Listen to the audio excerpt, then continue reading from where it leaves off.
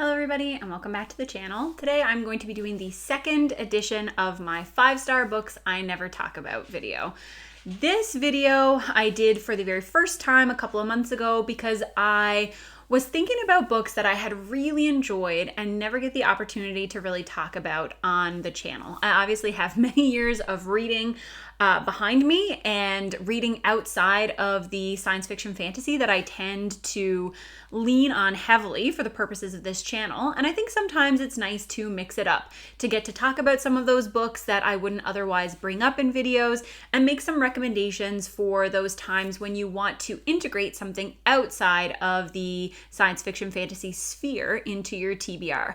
I think it's nice, even for those of us who love reading fantasy, it can be nice to put some of those books in on the TBR just to get a chance to read something with maybe a slightly different style or a different approach.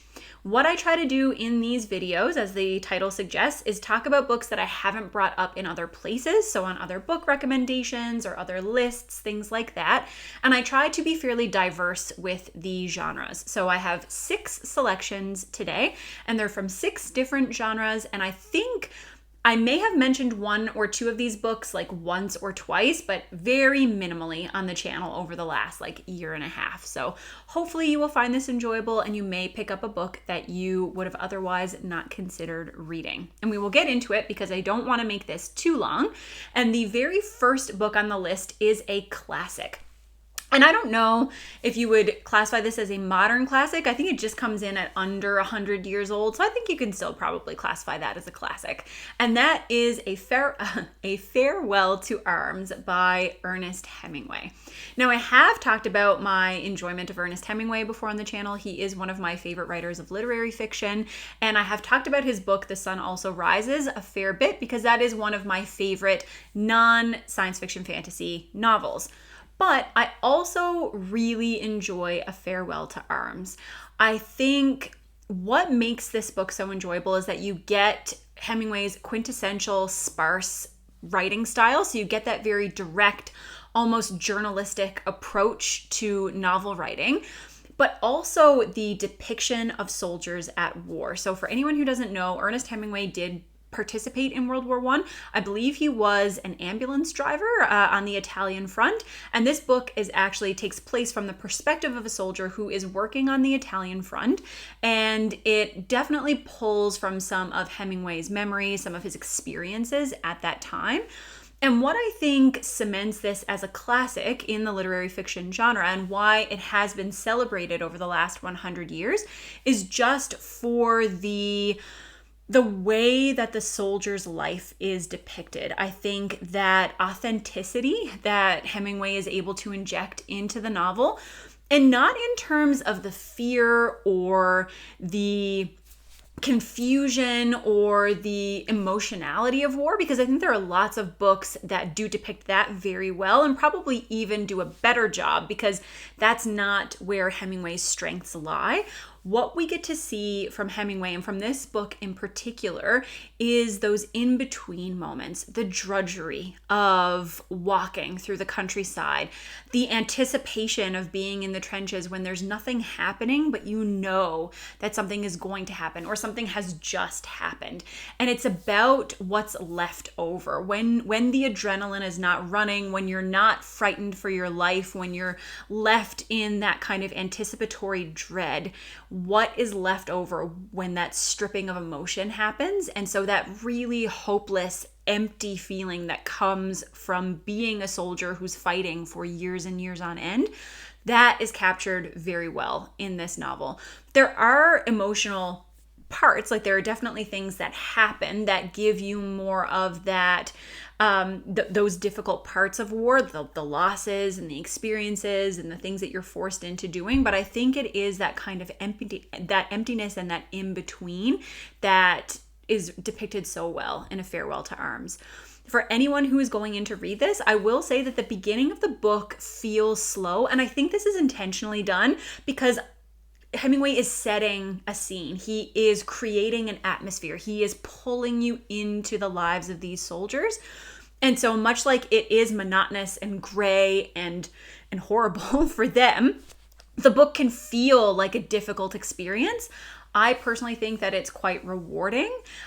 Just as a heads up, there are also valid complaints about Hemingway's novels, so his writing style may not be for everyone. If you start it and you don't like it, that's fine. It happens to be a style that I really enjoy, but is not for everyone. Characterization, I think, often falls a little bit by the wayside in terms of focusing on themes and utilizing characters to demonstrate those themes as opposed to developing them as fully realized in their own right. And there are some valid complaints about Hemingway's depiction of women as well. So just know those things going in. If those aren't to your particular taste, then potentially he is not the author for you. But if you're looking for a book that captures that bleak idea of what it means to be at war, then I think A Farewell to Arms may end up being an incredibly rewarding read for you. The second book that I want to talk about a little bit today, we're kind of switching genres a little bit and going into, I would say, like contemporary fiction. So this book is Everything I Never Told You by Celeste Ng. And her very popular book would be Little Fires Everywhere. That was the one that was turned into a television show. I don't remember who made it, if it was HBO or I don't watch a lot of TV, so I'm not sure who made the show, but I do remember that it was made into a TV show. And so this has become, I think, her most popular novel for that reason. But Everything I Never Told You, which was written before Little Fires Everywhere, is the one that I prefer. I have read both of them, and Everything I Never Told You was absolutely a 5-star read for me. This is the kind of book that can be a little bit hit or miss for me. It's what you would call a book club book. So it's like the kind of book that I would probably gift to like my mother-in-law or my mom for Christmas, a book that I could get them to read and know that they enjoy. And sometimes I like those kinds of books and sometimes I don't. It tends for me to depend on whether or not I feel like the author is leaning heavily into sentimentality, if she's relying on a little bit of emotional manipulation to get us invested in the story or not. And I think here that Celeste Ng does a great job of making the characters and their struggles feel real and making you feel invested in the novel without ever leaning over into that melodrama too hard. The basic setup here is that you have a Chinese American family living, I believe it's in Ohio, but it's in the US in the 1970s. And they have this daughter who is kind of viewed as the perfect child. And at the outset of the novel, they find that their daughter has drowned in a lake near their home. And so what the book does is explore how this happened, why this happened, and then we get to see a real peek into this family's life and how they function, how they hide things from one another, how well do they really know one another, how the experience of racism kind of integrates into their family experience and shapes what their world is going to look like. And I just thought it was really compelling. I thought that the writing was very tight. I thought the emotional beats were very well done. Like I said, I didn't ever feel like I was being manipulated into feeling something. I genuinely felt for this family, and the pacing was excellent as well. I don't love a lot of like murder mystery type books, so that's not always my favorite premise, but here I ended up quite enjoying it. It made me want to read the rest of her books, and I think she's going to be an author that I pick up whenever she has a new book that's coming out. I just really enjoy her style. And to me, this is her book that I wouldn't want anybody to miss. After that, we are switching over. So this one is fantasy, but it's a young adult fantasy. And I don't talk about YA fantasy a lot on the channel because I don't read them often.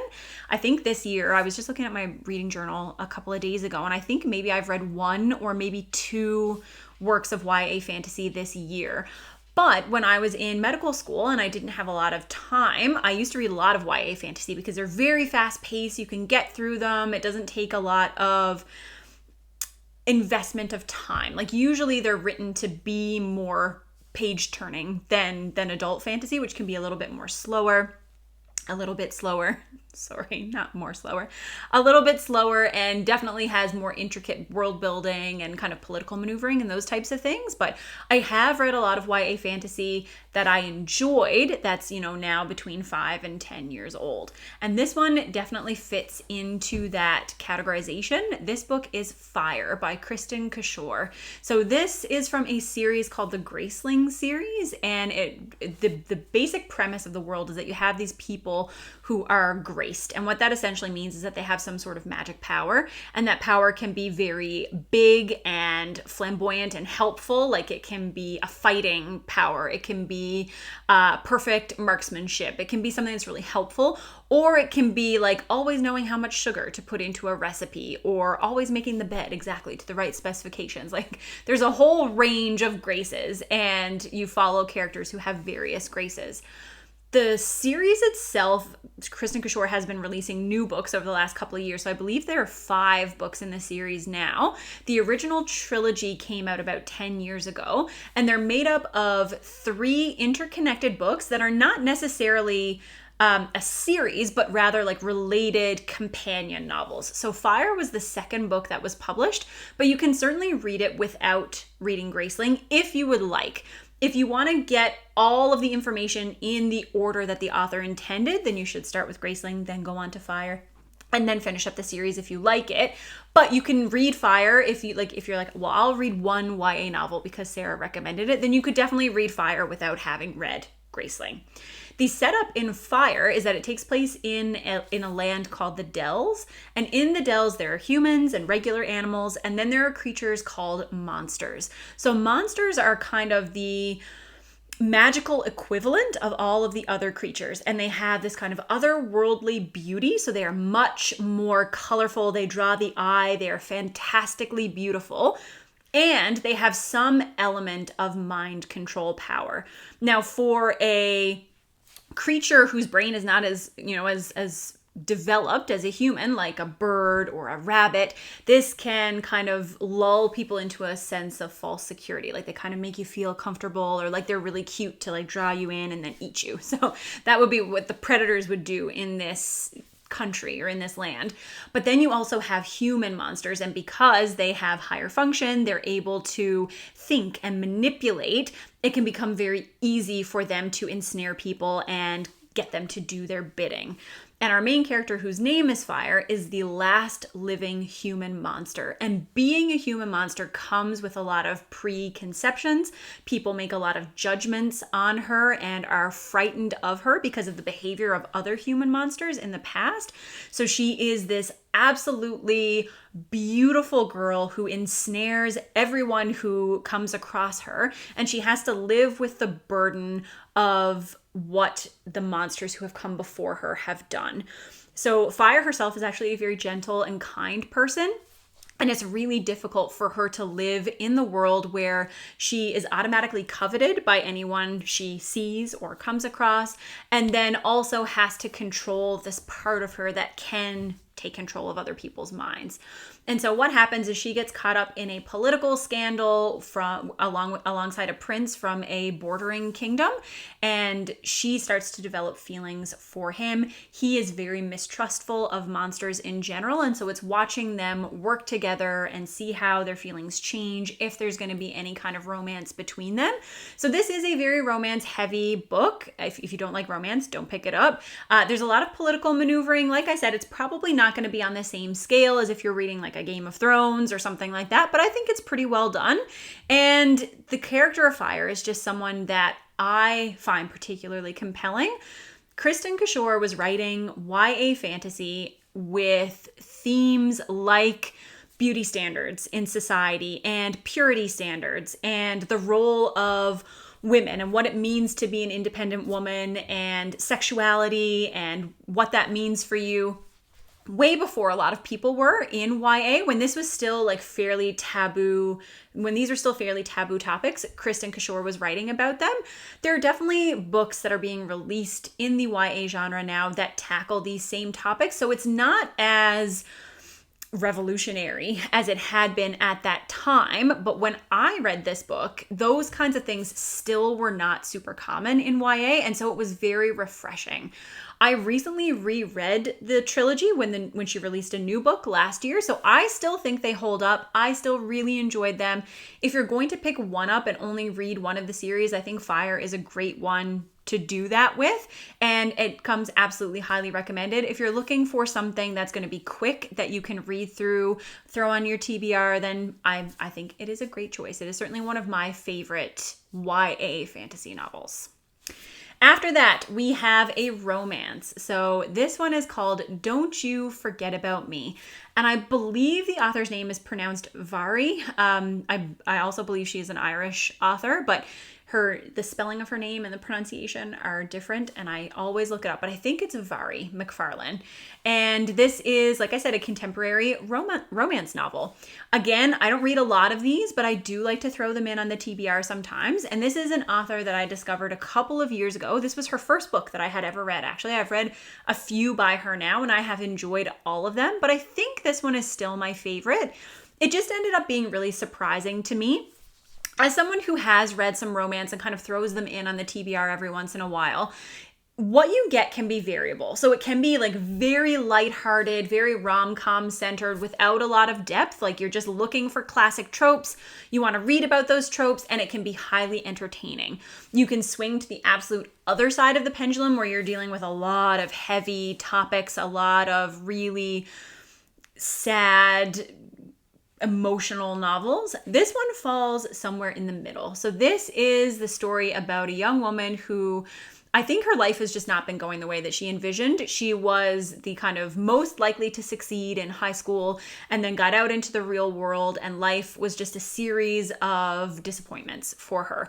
So she takes a job at a new bar in town, or a new pub, and it turns out that the man who runs the pub was her high school crush or her high school sweetheart. And when they are introduced to one another, he does not remember her at all. He remembers nothing about her, doesn't seem to recognize her when she runs into him, and it is mortifying for her, and she's trying to figure out why this would be. Like, why does he not remember her, or why is he pretending not to remember her? And the book is about them reestablishing a relationship, but also going back to discover what happened between them in high school and what set them on the paths that they have taken. I would say that there are some heavy topics in here. I think that giving any particular warnings is pretty spoilery for this novel. So if you are someone who is very sensitive to heavy topics, then I would suggest looking it up and just, seeing if there are any warnings about the book that might be particularly difficult for you. But I didn't know what was going to happen going in, and I think if I had, it might not have had the same impact on me. So I would prefer to go in blind, but obviously you should do whatever works best for you.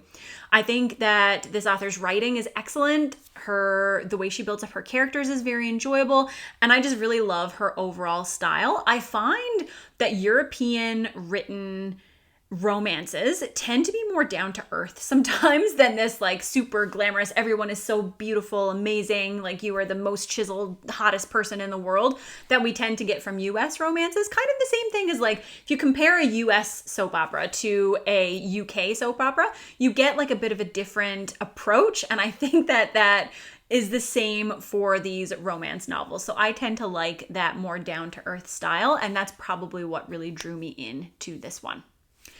After that, we have a middle grade novel. So book number 5 is a middle grade novel called The Truth About Jellyfish, I think. Nope, The Thing About Jellyfish. I had to look at my notes because I couldn't quite remember. But this is a middle grade novel that I read, I'm going to say it's like maybe 4 or 5 years ago. I think it was a couple of years before I started the Booktube channel. And it was a total surprise.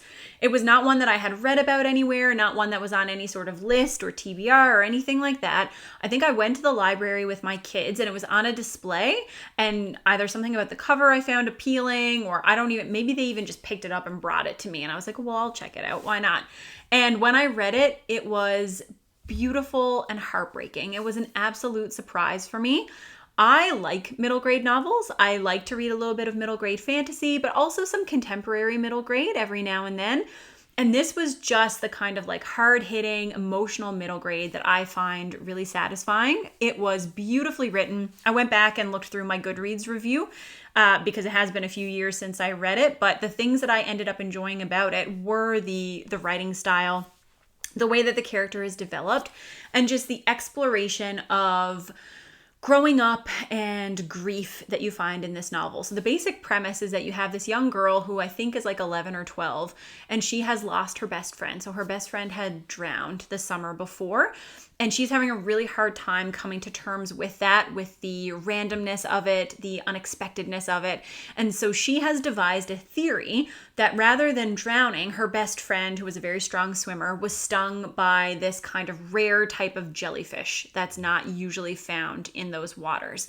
And so she develops this theory that the jellyfish had stung her friend, and this is why she died, kind of looking for order in that chaos of the universe. And since the passing of her friend, our main character has been, I would say, selectively mute. She talks only when absolutely necessary and is not communicating with people in her life. And so this book just dives a little bit into that grief, how it affects her, and how there comes a time in your life when you need to come to terms with the fact that bad things happen. When you make that transition from childhood where you think that the world is safe and you think that people are untouchable, and then something will happen, you will come to that realization, and how that changes the way that you look at the world and how that influences what happens as you move forward. So it was really sad, but also hopeful, and it was just a beautiful book. So if you're looking for a middle grade novel to add to your TBR, I think that this one was gorgeous. It was nominated for the National Book Award. I don't believe that it won, but I tend to find that the books that get nominated for the National Book Award have been pretty high quality in terms of the ones that I've been able to check out. All right, I had to take a little bit of a coughing break. Everybody is sick in my house, and I'm like, I don't think I'm sick, but I'm willing myself not to be sick. But I think the coughing might have been more like psychological than biological, but we're gonna go with it. The last book is historical fiction, and that is the book The Kite Runner by Khaled Hosseini, I think is his last name. This is a book that was incredibly popular 15-ish years ago, I think. I believe it was like around 2008 or something when it came out, but it was hugely, hugely popular. It is historical fiction set in 1970s Afghanistan, and then I guess it also takes place in the 1990s, because I think there's a bit of a dual timeline between the main character when he is a child and then when he is an adult. But our main character's name is Amir, and he's a young boy who lives in Afghanistan. He has a best friend. They spend a lot of time together, and early in the novel, there is an event that takes place that causes a rift between them. And then as the novel progresses, there is an invasion from Russia. Amir and his family has to flee from Afghanistan to the United States. And then this is where we get the kind of dual timeline come in. So we see Amir as a man who feels the need to go back to Afghanistan so that he can seek redemption for things that happened earlier in his life. This is one of the books that I have talked about before on the channel, because I put it in my video of most disturbing books I've ever read. And this is not disturbing in like a horror type of way, but I will say this is one of the saddest books that I have ever read in my life. I gave it 5 stars. I loved it. I will never read it again. I will recommend it because I think that this book is excellent, as is the other book by the same author that I have read called A Thousand Splendid Suns. Also very sad, also excellent. But it's just so sad. If you are at all sensitive to bad things happening to people, especially bad things happening to children, about the difficulties of growing up in an environment where there is incredible class disparity, where unfair things happen to people all the time, if you dislike stories about regret, about characters who act in terrible ways and want to make up for that, maybe give this one a skip. But if you like historical fiction, if you like well-written characters, if you like emotional stories that will hurt you in some way, then you absolutely should read The Kite Runner. This is an excellent book. Like I said, I really enjoyed it, but I will never read it again, because I don't think it's an exaggeration to say that I felt sad for weeks after finishing this book. It was one of the books that I read where I just couldn't read anything else for a really long time afterward, because I would try and then I would just be all caught up in the emotions from this one. So it is a hard-hitting book. I think it is worth it. I think the author's other book that I have read, I think he's written 2 other books, but I've only read one of them, A Thousand Splendid Suns. Both are excellent. I think both are 5-star reads. The Kite Runner was the one that affected me a little bit more emotionally, so that's the one I included on this list, but I think you would be happy to read either one of them. And that's it. Those are my 6 recommendations for books that I don't talk about very often on the channel. If you have any recommendations for favorites of yours that are non-science fiction fantasy, ones that don't get talked about a whole lot on Booktube, then please feel free to leave it in the comments, and I will see you with another video soon. Bye!